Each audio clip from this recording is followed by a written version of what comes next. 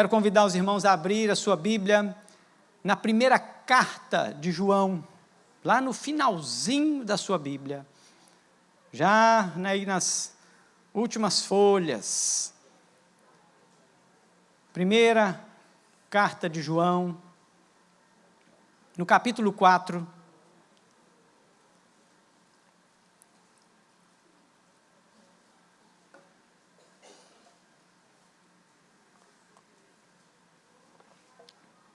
Nós vamos ler do verso 7 ao verso 21. Primeira carta de João, capítulo 4, do verso 7 ao verso 21. Amém? Nós vamos ler o texto, você vai ficar com a Bíblia aberta, porque nós vamos meditar no texto. E a palavra do Senhor diz assim: Amados, amemo-nos uns aos outros, porque o amor procede de Deus, e todo aquele que ama é nascido de Deus e conhece a Deus.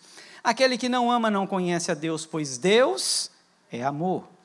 Nisto se manifestou o amor de Deus em nós, em haver Deus enviado o seu Filho unigênito ao mundo para vivermos por meio dele. Nisto consiste o amor, não em que nós tenhamos amado a Deus, mas em que Ele nos amou e enviou o seu Filho como propiciação pelos nossos pecados.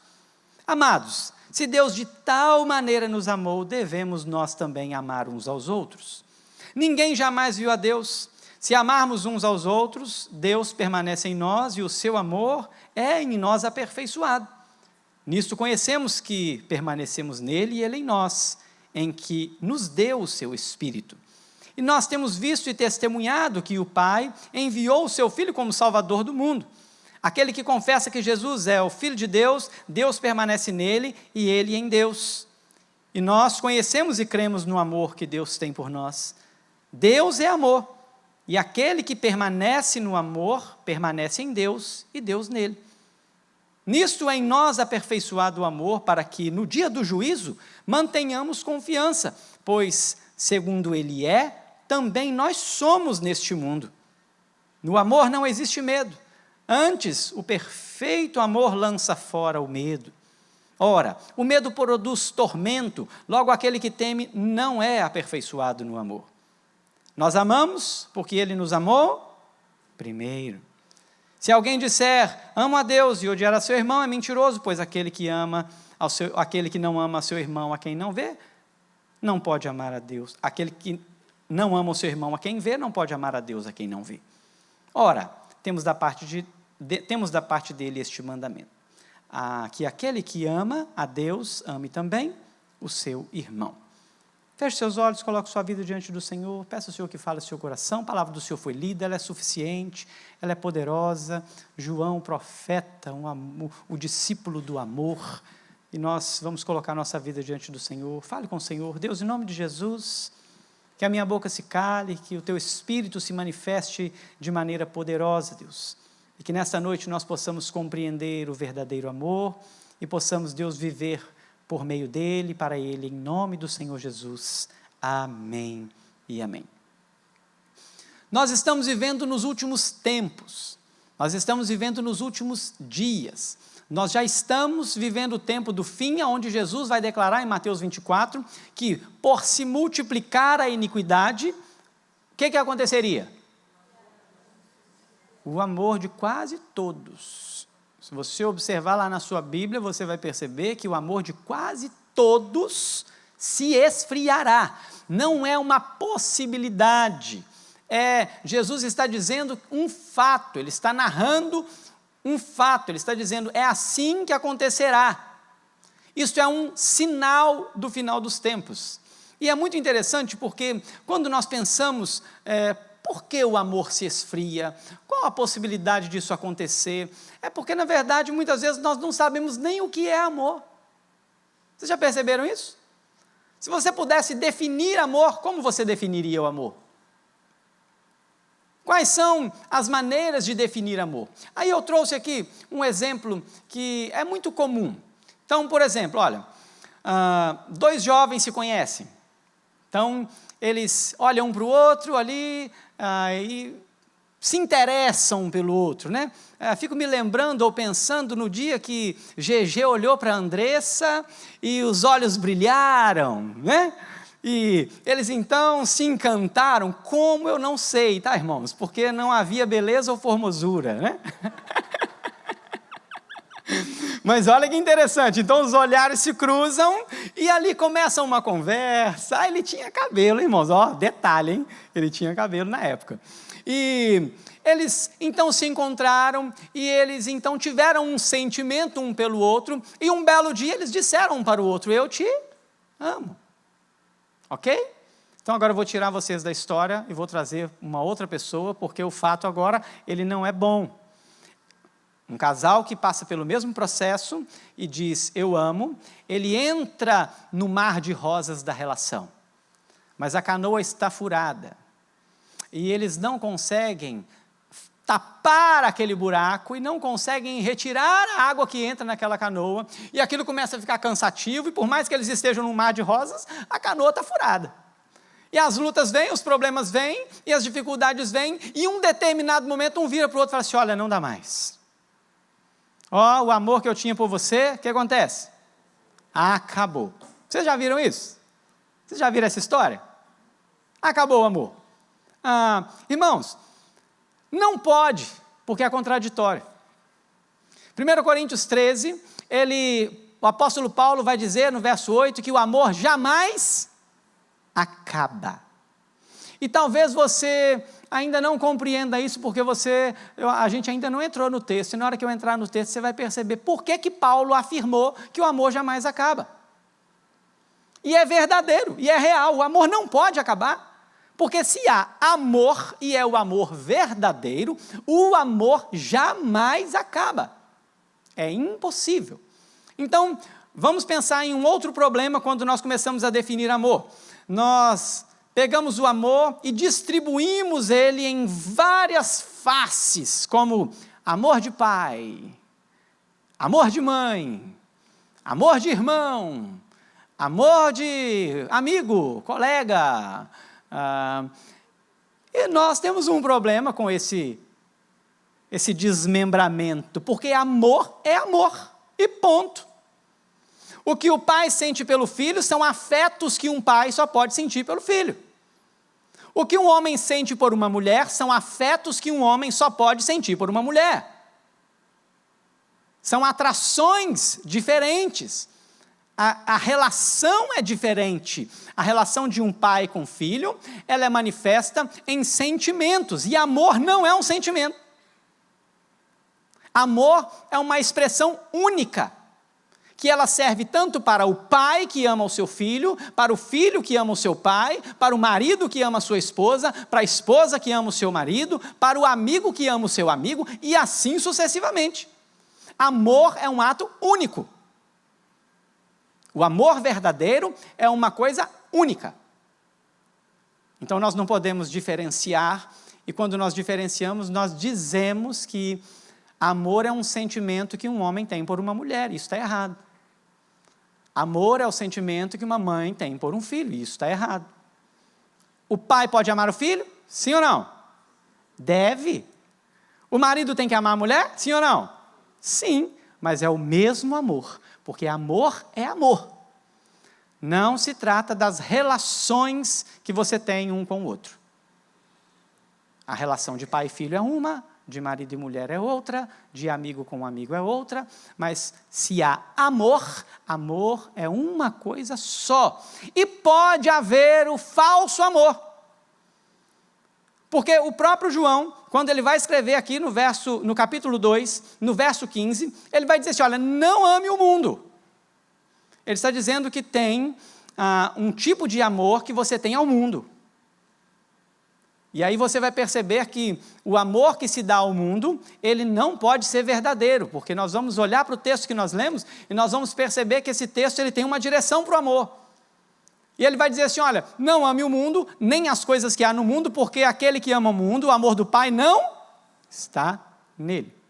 Percebe que existe um falso amor Então, quando você tem uma relação marido e mulher, que quando entra no mar de rosas não conseguem tapar o buraco da canoa, não conseguem tirar a água da canoa, e ele simplesmente pula no mar de rosas particular, ele não tem amor, ou ele tem um falso amor próprio, único, exclusivo, mundano, onde ele ama mais ao mundo e as coisas do mundo do que o amor verdadeiro que Deus coloca no nosso coração. Mas por que João está escrevendo então aqui no capítulo 4, está falando sobre amor? Na verdade, se você observar, se você já leu a primeira carta de João, você vai perceber que João está preocupado com a comunhão. João, ele está vencendo ou está lutando, assim como Paulo lutou contra os judaizantes, assim como outros lutaram, como Pedro lutaram contra os falsos mestres, contra os falsos profetas. João não está fazendo diferente, e parece que na carta que João vai escrever, ele está combatendo, está havendo no meio da igreja, no meio do povo, uma batalha com relação à comunhão da igreja. Mas a comunhão em qual sentido? Em primeiro lugar, a comunhão com Cristo, com Deus, com o Pai. Onde as pessoas estavam sendo enganadas com relação à comunhão que elas podiam ter ou não com Deus. Então, quando João começa a escrever esta carta, ele faz uma declaração plena de Jesus, e ele diz assim: olha, eu quero apresentar para vocês aquele que era desde o princípio. Aquele que nada do que foi feito se fez se não fosse por Ele.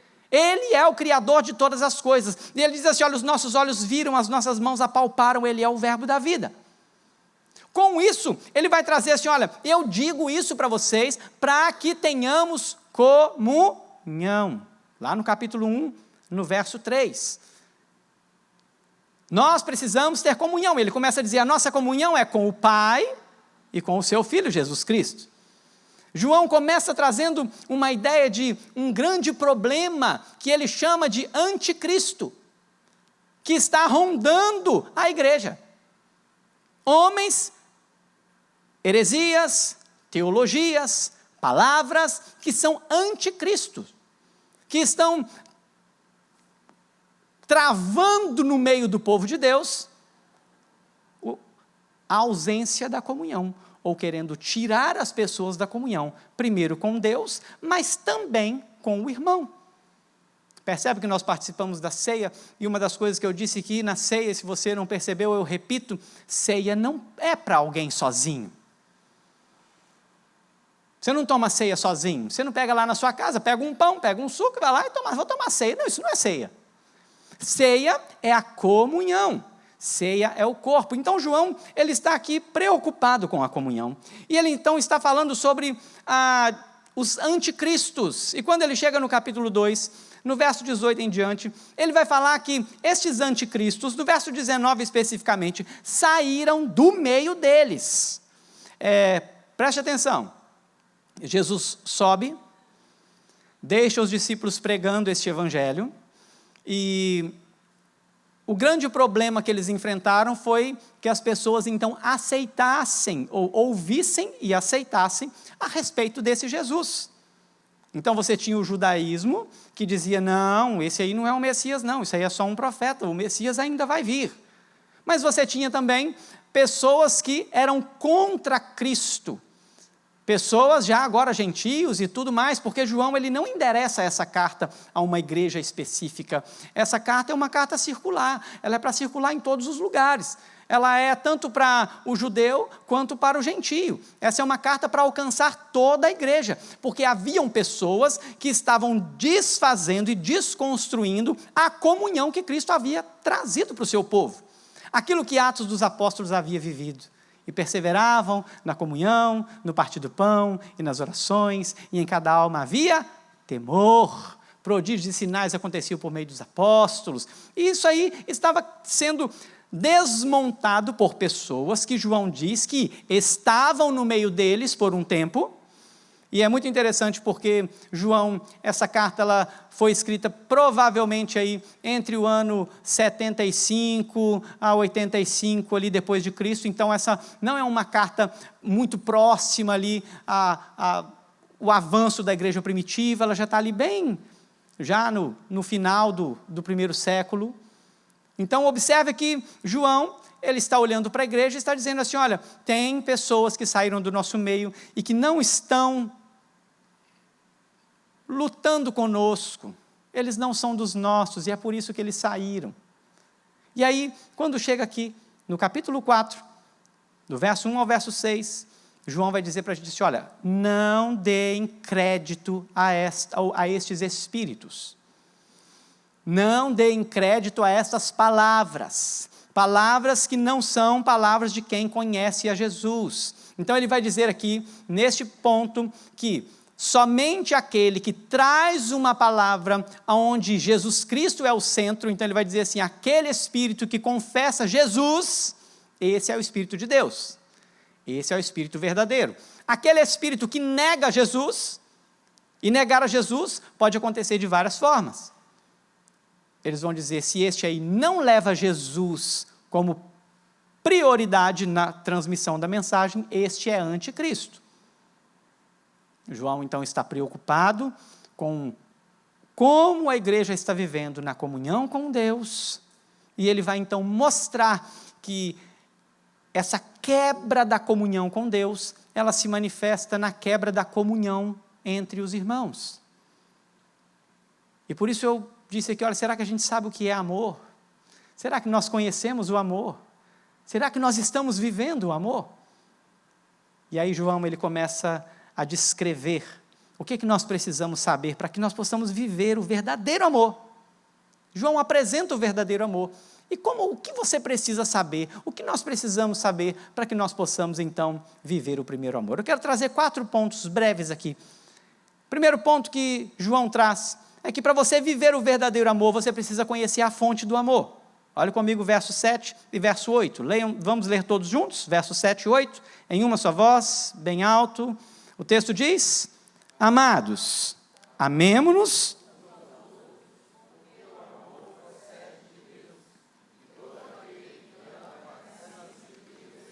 E conhece a Deus. Aquele que não ama, não conhece a Deus, pois Deus é amor. Preste atenção. O verdadeiro amor tem uma fonte. O amor procede de Deus. Deus é amor. Deus não produz amor. O amor não é uma coisa que Deus criou ali externo a Ele. O amor é diferente de tudo que existe na criação de Deus, porque o amor é a essência de Deus. Deus e amor é a mesma coisa. João vai dizer assim, olha, o amor procede de Deus, mas Deus é amor. E quando ele vai trazer esse ponto, ele vai dizer que se nós não amamos, nós não conhecemos a Deus. O verdadeiro amor, ele procede de Deus. E para que você então ame este verdadeiro amor, você precisa conhecer a fonte. Você precisa saber de onde vem, você precisa saber de onde procede.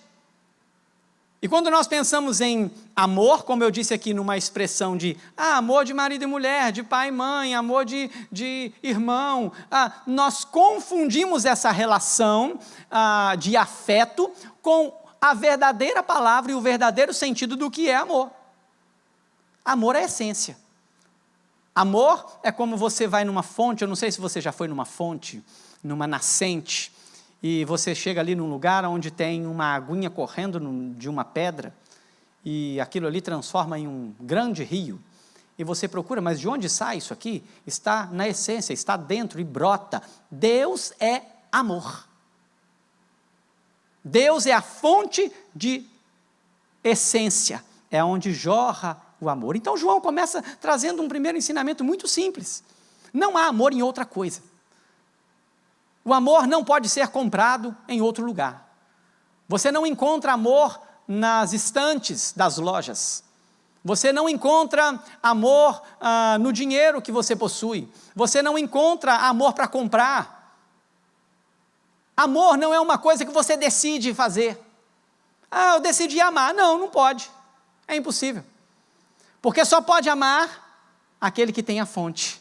Só pode amar aquele que encontrou a fonte. Deus é o amor, Ele é a fonte do amor. Mas Ele não para por aqui, Ele vai dizer o seguinte, olha, como que o amor então ele foi derramado aos homens? Deus é fonte do amor, mas Ele derrama esse amor aos homens. E a segunda lição que João apresenta neste texto, para que nós possamos viver o verdadeiro amor, nós precisamos saber como que esse amor foi derramado por nós. Então olhe comigo o verso 9 e o verso 10, leia comigo, o texto diz, nisto se manifestou o amor de Deus em nós, em haver...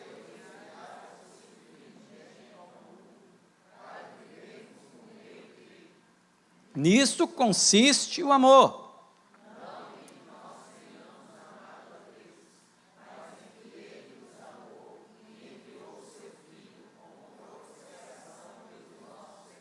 Pronto.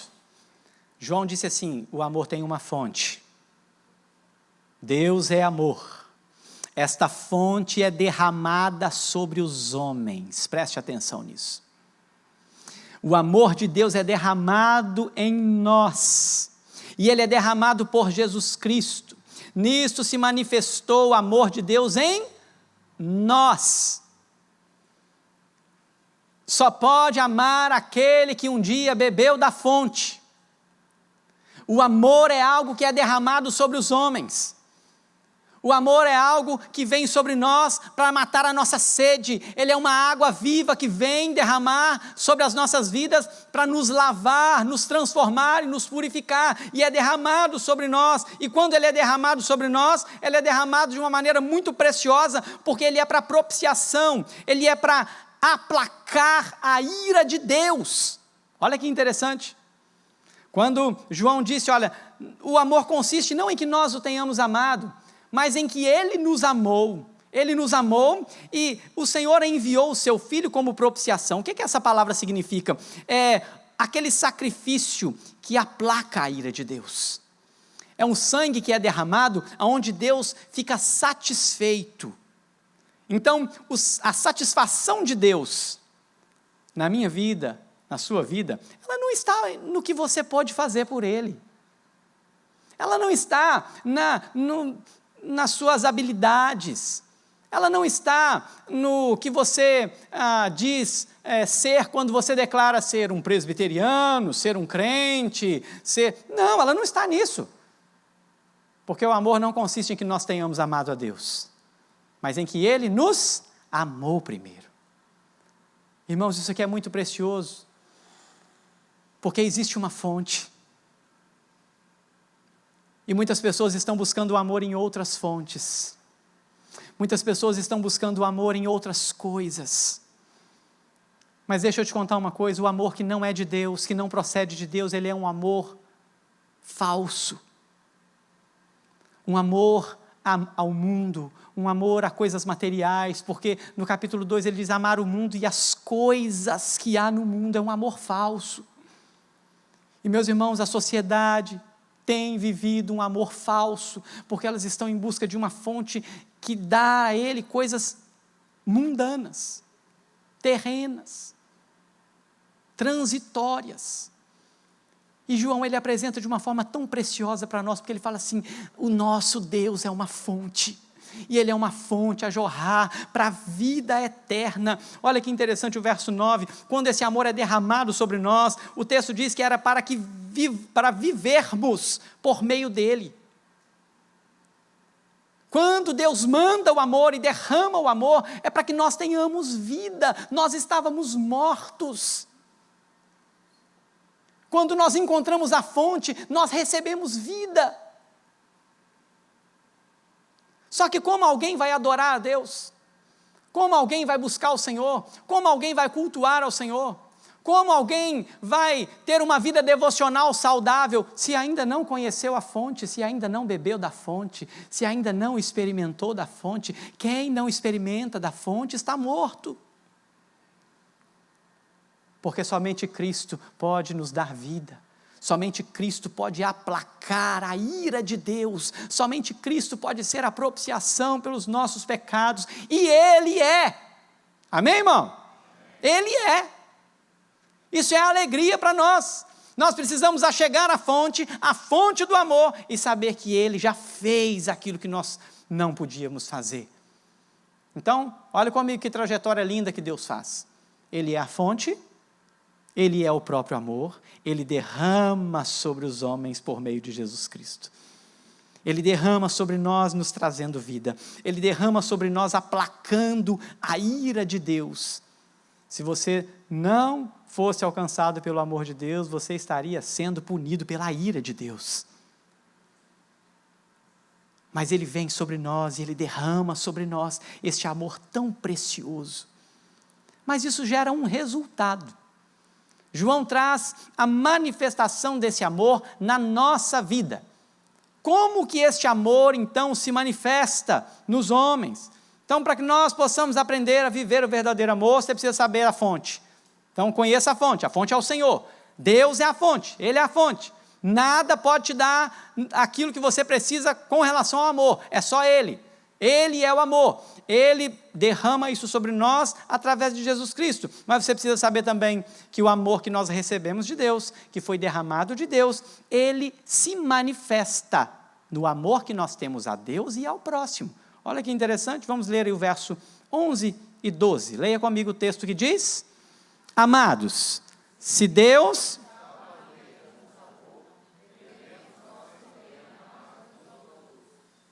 Ninguém jamais viu a Deus.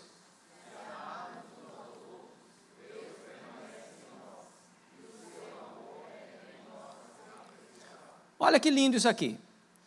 Quem aqui já viu Deus? Você viu Deus? Moisés pediu para ver Deus. Deus falou: Senhor Moisés, se você me ver, você morre, meu filho. Fique esperto aí. Eu vou deixar você ver só uma gotinha da minha glória aqui, só para você ter uma ideia. E o rosto de Moisés brilhou por longos dias. Ninguém jamais viu a Deus. Mas o amor de Deus, ele se manifesta. E aí ele traz aqui o João 3,16. Percebe? Porque ele fala, João 3,16, se Deus nos amou de tal maneira que deu seu Filho unigênito, como que nós então devemos manifestar esse amor? João fez isso de uma maneira assim um pouco mais intensa no capítulo 3, no verso 16, porque ele diz assim, olha, nisto conhecemos o amor, que Cristo deu a sua vida por nós, e nós devemos dar a nossa vida pelos nossos irmãos. Então, João está dizendo assim, olha, Deus nos amou de uma maneira incondicional. O amor foi derramado por nós, não porque nós tínhamos amado o Senhor, não porque nós fizemos uma coisa boa para Deus, mas porque Ele nos amou, sendo nós ainda pecadores. Ele derrama esse amor por nós, e Ele diz assim, olha, se Deus então nos amou de tal maneira, então nós devemos, isso é uma manifestação. E pode parecer que João está dizendo assim, olha, Deus te amou, hein? Então você tem que amar o outro, hein? É isso que João está querendo dizer aqui? Como se fosse uma obrigação? Não. Porque aí a gente pode olhar para esse texto de uma maneira errada. Pois é, né? Estou achando que eu estou até não querendo esse amor de Deus mais também não, porque eu vou ter que amar o irmão, não vai dar certo não. Não é uma obrigação. O amor que Deus derrama sobre nós nos leva incondicionalmente a amar os outros. Percebe que aqui, o texto aqui diz os outros, as outras pessoas. Um amor incondicional.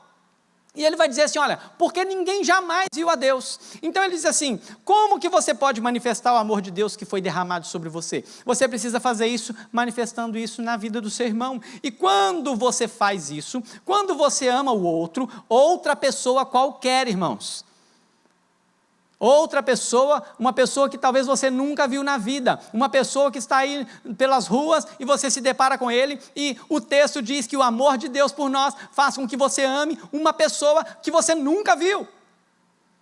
E quando isso acontece, ele diz que é em nós aperfeiçoado o amor.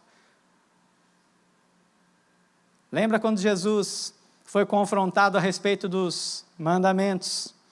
E Jesus então responde, olha, a lei e o profeta dependem disso. Amar a Deus sobre o quê? Todas as coisas. E ao próximo, como a ti mesmo. Você lembra qual foi a pergunta que fizeram para Jesus? Quem é o nosso próximo? quem é esse? Aí Jesus propõe uma parábola, a parábola do bom samaritano. E aí Jesus então diz assim, olha, um homem foi assaltado, e então passou ali um judeu, porque quem estava confrontando era o judeu. Passou um sacerdote, um homem, né, ortodoxo, e passou de largo, largou ele lá. Passou o levita, também ortodoxo, e largou ele lá. E veio um samaritano. Quem era o samaritano? Um homem, aos olhos do judeu, ruim, perverso, mau, sujo. E aí Jesus disse que esse samaritano então cuidou e fez tudo o que tinha que fazer e perguntou para ele assim, quem foi o próximo daquele homem? Aí os confrontadores de Jesus tiveram que falar assim, foi o samaritano. Talvez de boca torta, um samaritano. Porque o samaritano era gente ruim. O próximo, o outro, é qualquer pessoa. Qualquer pessoa. Então, observe que, como que nós vamos pregar o evangelho a uma prostituta? Como Jesus fez com a mulher samaritana. Como nós vamos pregar para um corrupto, como Jesus fez com Zaqueu? Como nós vamos pregar para um drogado? Como nós vamos pregar para um endemoniado, como o Senhor Jesus fez aquele homem em Gadara? Só há uma maneira de você fazer isso, se você tiver sido alcançado pelo amor de Deus. Se a fonte tiver jorrado na sua vida e você tiver sido alcançado pelo sangue de Jesus, que te purifica de todo pecado, que te lava de toda iniquidade, naturalmente os seus olhos veem um mundo diferente. E você então transmite o amor de Deus. Mas João, ele não para por aí.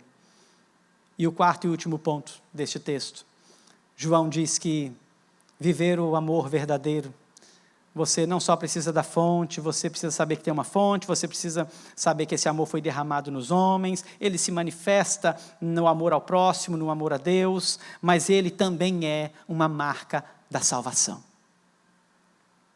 Amor é marca da salvação, irmãos.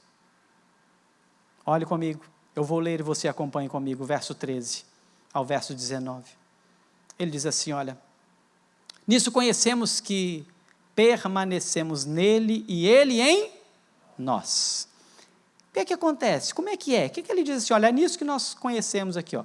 Ele diz assim, em que nos deu o seu Espírito. Em primeiro lugar, quando nós pensamos que o amor é uma marca da salvação, é porque o amor, ele está em nós pela presença do Espírito que nos foi concedida. E quando nós olhamos Gálatas, no capítulo 5, no 22, nós olhamos para o fruto do Espírito, e o fruto do Espírito é o quê? Qual que é a primeira palavra que aparece lá? Amor. Olha que gostoso. Olha que coisa deliciosa. O fruto do Espírito é amor.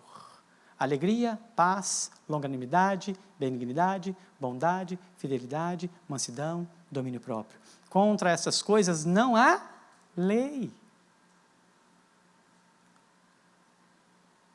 Nós somos alcançados pelo Espírito. Quem é que convence o homem da justiça, do pecado e do juízo?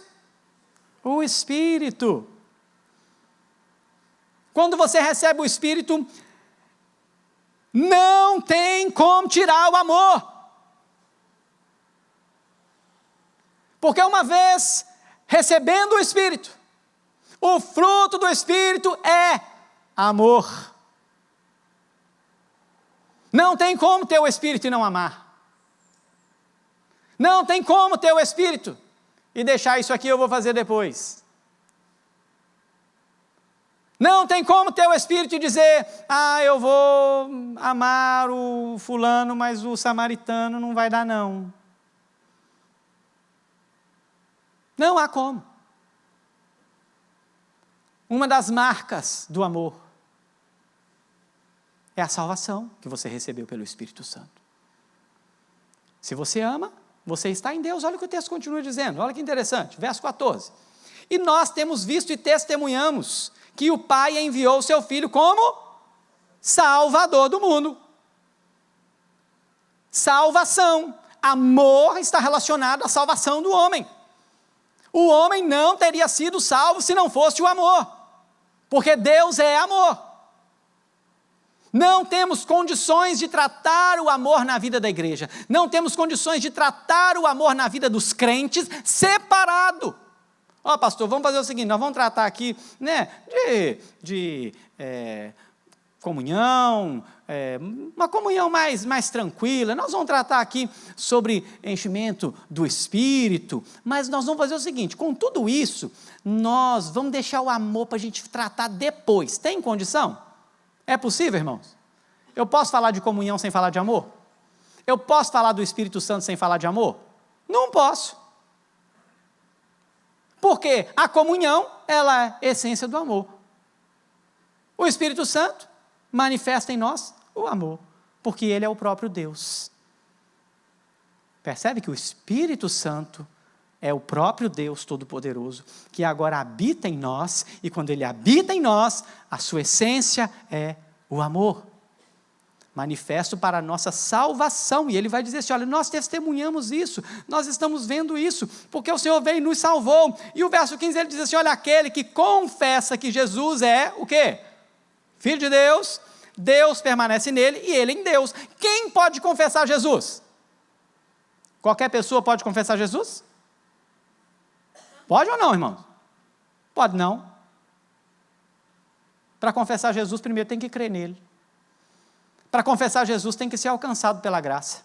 Para alcançar Jesus, tem que ter recebido o amor de Deus. Para confessar Jesus, tem que ter sido convencido pelo Espírito Santo da justiça, do pecado e do juízo.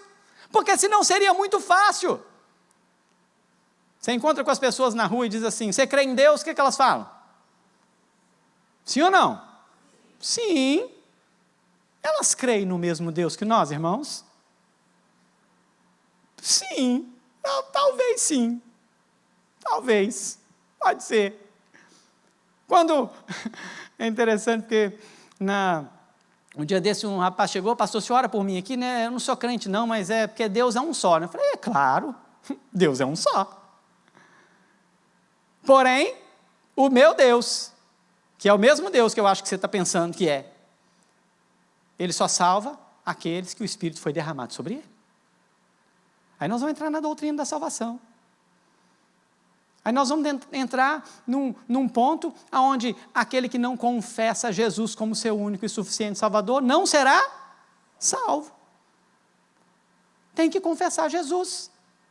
E João está dizendo, olha, aquele que crê que Jesus é o Filho de Deus, Deus permanece nele e ele em Deus. E nós conhecemos e cremos no amor que Deus tem por nós. Deus é amor e aquele que permanece no amor, permanece em Deus e Deus nele. Tem como ser crente sem amar? É possível? Não tem como. Amor é a base do cristianismo. Não tem como amar sem ser alcançado por Deus. E não tem como ser crente sem amar. Não dá. É impossível.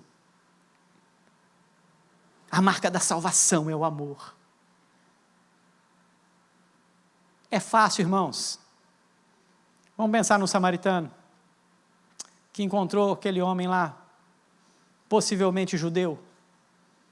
E ele então sabe que aquele judeu caído e assaltado é alguém que o rejeita. É fácil. Você acha que foi fácil para ele ir lá e cuidar das feridas dele, tratar ele, e falar assim, olha, vou deixar ele aqui e quando eu voltar, o que tiver sido gasto aí, você pode botar na minha conta. Isso é marca de salvação.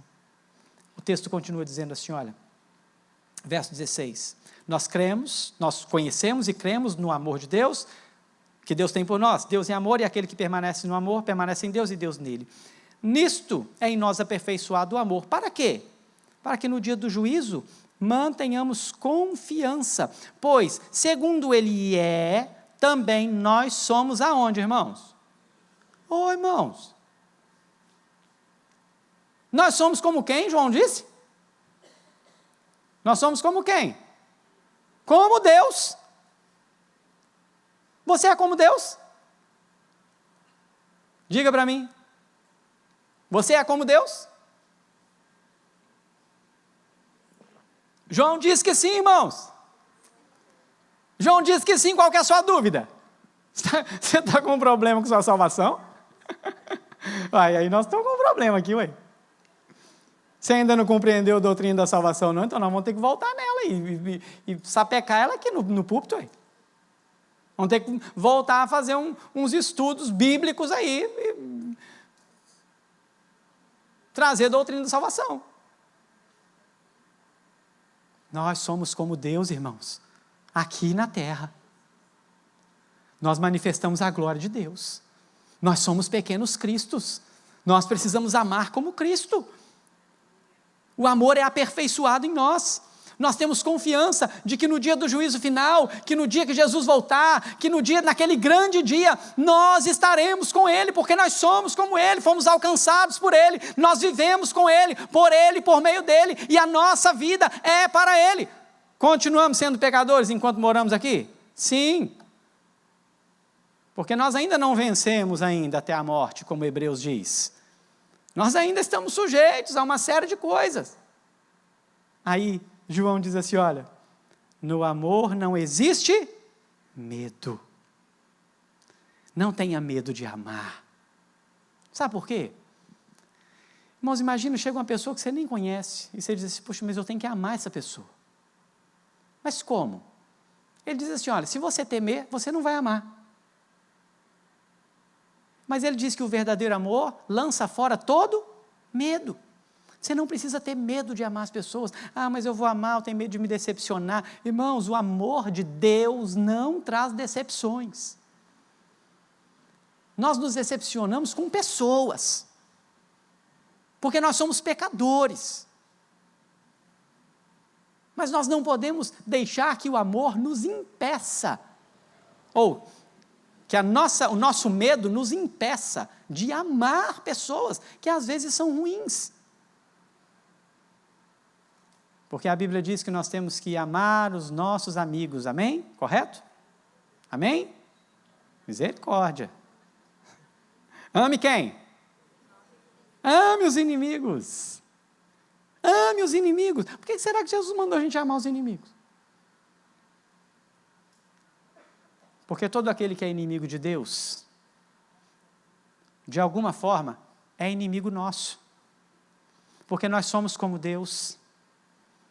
E aquele que rejeita a Deus, rejeita quem? A nós. Nós somos rejeitados pelo mundo, irmãos. O mundo rejeita o crente de verdade. O mundo não te aceita, não. O mundo não gosta de você, não. Se você é crente de verdade, se você possui esse amor de verdade, o mundo não gosta de você, não. Aí Deus diz assim, você tem que amar Ele. Você pensa numa família muçulmana, onde então você tem um filho, e esse filho então agora converte a Jesus Cristo. Essa família então declara que esse filho é um desertor, ok? E esse filho agora, ele vai ser impedido de viver a vida comum do lar e da sua comunidade. Então, a sua própria família se torna o quê? Amigo e inimigo, a ponto de tirar esse menino de casa. Vocês sabiam que isso é mais comum do que a gente imagina, irmãos? Ou vocês acham que isso é coisa de filme? Isso é natural, tá? Está acontecendo pelo mundo afora. Vez após vez, dia após dia. Está se cumprindo. E aí aquele menino que agora conheceu a Jesus e que tem a sua família como seu inimigo, o que aquele menino faz? Ele ama ou ele odeia a sua família? O que ele faz, irmão? Ele ama a sua família. Que o rejeitou, ele ama a sua família, que diz assim, aqui nessa casa você não entra mais. Ele ama esse pai que virou as costas para ele ama esse pai que agora diz assim, olha, saia daqui, você não pertence mais a essa casa. É a única maneira dele alcançar a sua família, é amando a sua família. E aí João termina dizendo o seguinte, nós amamos porque ele nos amou primeiro. Irmãos, ninguém pode amar de verdade se não tiver recebido o amor de Deus. Ninguém. Mas eu queria trazer aqui algumas breves aplicações para vocês aqui. O Senhor é uma fonte a jorrar. O Senhor chama a mim e a você, vinde a mim. Todos vós que estáis cansados, sobrecarregados, eu vos aliviarei. Nós temos um Jesus que veio para morrer, para que eu e você pudéssemos receber esse amor. E isso é evangelho. Isso é cristianismo. O Senhor Jesus já nos deu o amor, irmãos. E muitas pessoas não têm conseguido amá-lo. Mesmo carregando o nome de cristãos. Por que será? O Senhor te ama. Você crê nisso, meu irmão?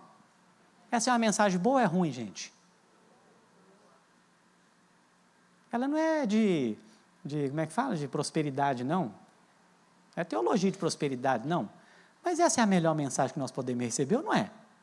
O Senhor Jesus ama você, meu irmão. Ele derramou o seu sangue por você. Ele te amou de tal maneira, a ponto de entregar a vida por você, que não merecia. Esse é o Jesus que nós servimos, esse é o Deus que nós cremos. Um Deus que morreu por mim e por você, sendo ruins demais. Nós somos ruins demais, irmãos. Nós somos ruins demais, irmãos. Olha no espelho todo dia e fala assim, meu Deus, o Senhor me salvou mesmo. Porque eu sou ruim demais, se não fosse o Senhor. Não tinha condição. Se você tem olhado no espelho e se achado bom, você está correndo um grande risco de ainda não ter sido alcançado pelo amor de Deus. Pela graça salvadora, porque nós somos maus. O meu coração e o seu coração é desesperadamente corrupto. Quem o conhecerá? Mas nós temos um Jesus que não levou em conta, nós temos um Jesus que veio e morreu por nós, nós temos um Jesus que levou sobre si o meu pecado, o seu pecado, passado, presente e ainda aquele que por um acaso eu possa cometer daqui uns dias.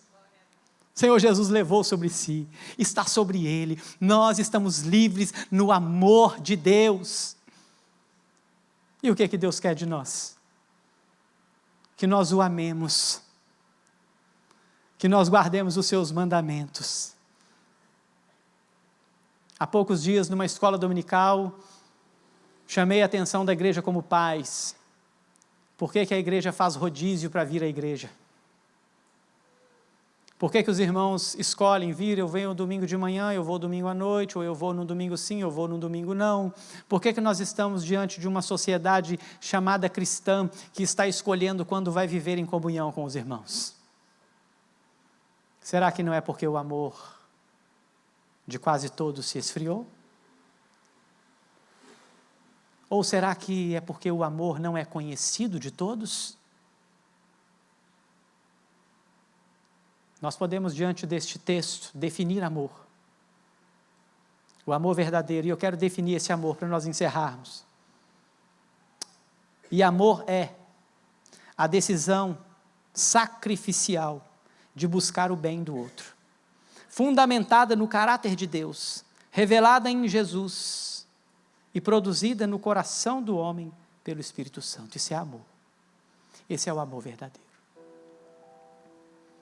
Quando nós vamos à igreja, irmãos, quando nós nos reunimos como igreja num culto público, nós estamos declarando a Deus o nosso amor. Quando nós trocamos a reunião da igreja, seja ela qualquer reunião, seja ela o seu culto familiar, quando você deixa o seu culto familiar, você está trocando o momento de estar com o Senhor, o momento de você adorar o Senhor na sua casa. Quando você deixa de ler a palavra do Senhor e quando você deixa de meditar nela de dia, de noite, viver a vida devocional, viver uma vida devocional É isso que o Áfia vai falar aqui, né, Marlene? Não de um simples devocional que você faz de manhã, lê a Bíblia, lê 3 versículos, 5 versículos, faz uma oração de 3 segundos e vai embora trabalhar, não. Não é isso não. É uma vida devocional. Quando você não tem desejo de estar na comunhão dos irmãos em qualquer lugar que se propõe a fazer, é porque o amor esfriou. E eu pergunto para você hoje, como está o amor no seu coração? Eu disse aqui, naquela manhã, que a igreja tem se tornado um ambiente hostil para muita gente, onde as pessoas elas não querem ir à igreja porque na igreja esse ambiente não é gostoso para ela, por causa dos conflitos.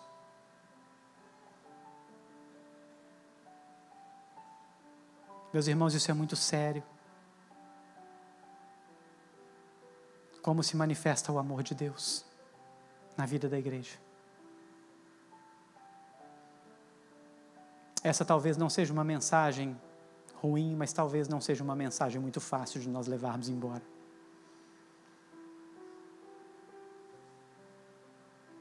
Eu queria perguntar para você, como você tem colocado o Senhor na sua lista de prioridades? Onde Deus está na sua lista de prioridades? E eu estou longe de dizer que você deve viver uma vida de ativismo, tá, irmãos? Por favor. A igreja contemporânea, ela promove, sim, uma série de atividades. E elas são boas. Elas são com o mesmo propósito, de levar o conhecimento de Deus, de evangelizar. Mas eu queria perguntar a você, como está o amor no seu coração? Como você tem visto o momento de adorar o Senhor na comunhão da igreja? Será que se tornou um peso? Será que ficou ruim? Será que a igreja não é mais um lugar de adoração, de gratidão, de louvor a Deus? O que é isso aqui? Isso aqui que nós fazemos aqui, o que é isso aqui? Às vezes cheio de formalidades, às vezes cheio de tatos, de dedos. E nós nos levantamos aqui e algumas pessoas trocam meia dúzia de palavras ali fora, tomam um cafezinho e vão embora para casa. Como você tem vivido o amor? Nós cantamos aqui uma canção que fala assim, olha, santo, és incomparável, és inigualável.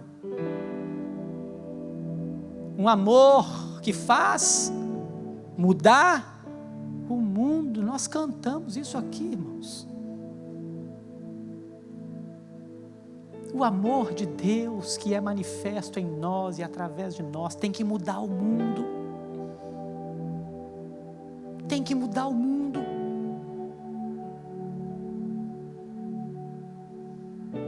Este amor é manifesto em cada pessoa. E ele se manifesta no coletivo. Ele se manifesta na comunhão, no partir do pão, nas orações, de casa em casa, no temor do Senhor, na simpatia do povo. E contando com a simpatia do povo, acrescentava o Senhor dia a dia os que iam sendo salvos. Como está a sua simpatia? Como você tem olhado para pessoas que você define como más? Como você tem olhado para pessoas, por exemplo, que não corroboram aí com a sua posição política? Como você tem lidado com pessoas más, ladrões, assassinos? Quando Jesus vai trazer o sermão do monte, ele diz assim, olha, aquele que odiar o seu irmão, ele já é um assassino. E odiar o seu irmão não tem a ver com simplesmente um desejo que o outro morra, mas também tem a ver com a indiferença que você tem com o seu irmão. Talvez você não tenha desejo nem que ele morra, mas você também, para ele nada para você é a mesma coisa. Você vê um mendigo na rua e ele nada para você é a mesma coisa. Você vê uma pessoa cometendo um crime, passa alguma coisa na televisão, você diz, aí bem feito, tá vendo? Tem que morrer mesmo. Ah lá, aquele lá morreu porque era vagabundo. Você percebe uma sociedade vivendo dessa forma? Há poucos dias, nós temos um relato de um cristão, um homem cristão nos Estados Unidos, não sei o nome, não acompanho essas coisas, mas que morreu dando uma palestra. A maioria dos irmãos devem saber desse acontecimento. E vocês viram a esposa indo lá ao público e dizendo assim, eu te perdoo. Qual é o desejo que nós temos quando uma pessoa mata o outro? Nós queremos perdoá-lo? Ou nós queremos que ele morra? Nós almejamos que essa pessoa se converta e ela mude os seus caminhos e ela vai morar no céu junto com a gente. Como é que nós vamos fazer?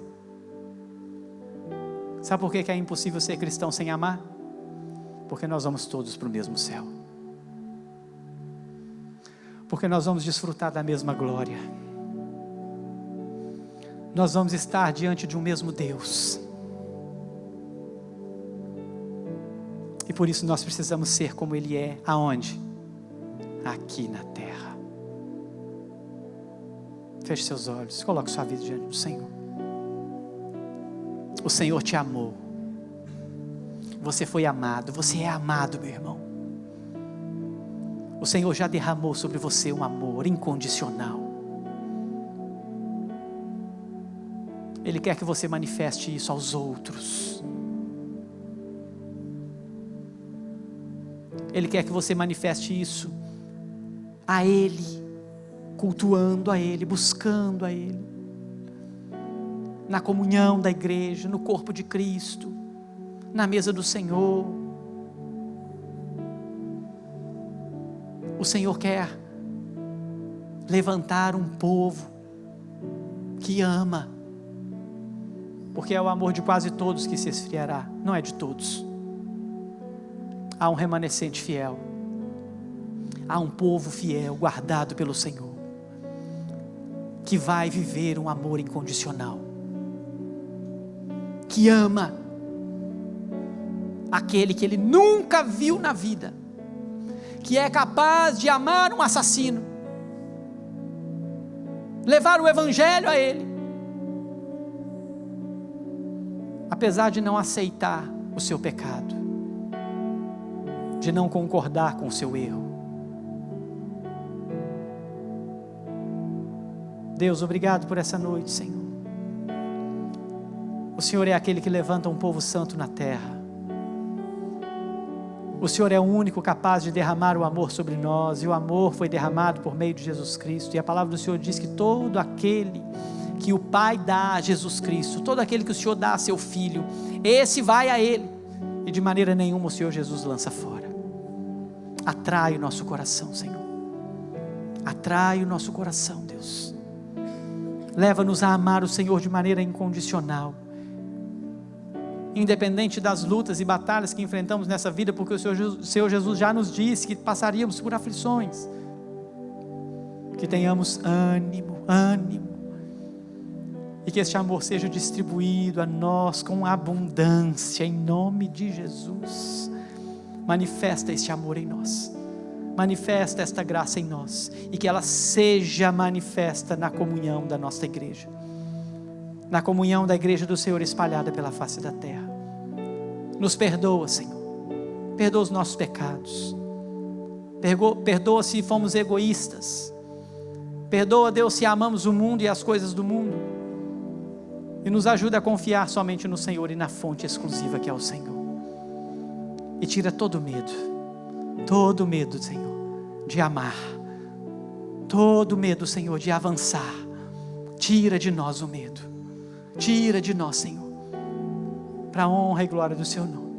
Que o Senhor nos leve em paz, para vivermos uma semana de amor, para vivermos uma semana de decisões, para vivermos uma semana, ó Deus, onde nós vamos viver o amor do Senhor na comunhão dos nossos irmãos, para a honra e glória do Seu nome. Fica conosco, Senhor. Derrama sobre nós amor em abundância, pelo Teu Santo Espírito que habita em nós. Em nome de Jesus que nós oramos. Amém.